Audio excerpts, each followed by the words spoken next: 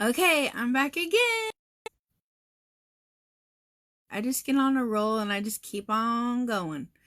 So, I wanted to give you an update on the DIY pegboard project. You saw the first round that I did, and then you saw me make some earrings today. But this is kind of where we're at. Other than me actually like putting the frame on the back so I can hang it, we're pretty much there. So I'm going to show you now where we're at. I one that you saw on the video, but then I just finished this one and it's so super cute. I wanted to show you with the hooks what it would look like. I haven't decided if I'm going to paint the hooks just the way they come, because usually when you're hanging things on them, like paint tends to chip and things like that. But isn't that so cute? The background there that's one of those house patterns for the backgrounds for the houses, the little wood cutout houses.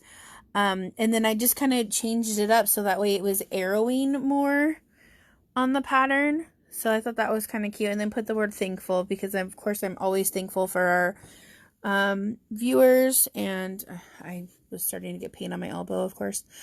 Our viewers and our friends and family. But I thought this was such a cute project. Yeah. Well, you'll fix that later. So all I have to do now, of course, is just do the backing and hang them up.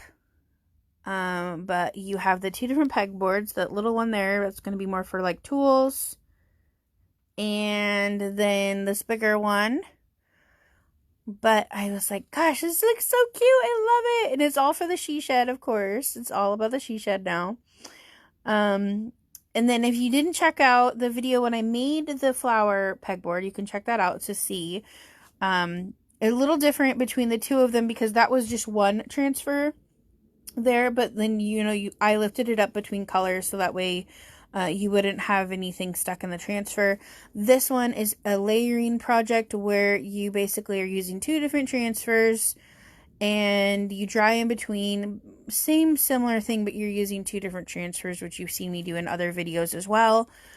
And then also today we made the earrings, which you can check out the video, but let me just show you, and I'm missing one of them right here. So we made the earrings today. There's two of those guys, little wood earrings. And then these two guys with like the little heart. Super cute. Or for your necklace, which you could totally do this on your necklace like this. And maybe put like a bead in between the two. And you guys are funny. So yeah. Again, all you're going to want to do with all of these projects today, you basically start, if you're going to have it painted on the back or whatever, you would have that dry completely. Then put some finishing wax down so your transfers don't stick. Then make sure that dries. Then you start your project with your chalk. And then you want to make sure that dries. And then you want to seal it some way. So you can seal it with the same wax that you used when you waxed your projects to begin with. Or usually I use like a clear coat spray, like a Krylon or something, and make sure you have that dry for sure.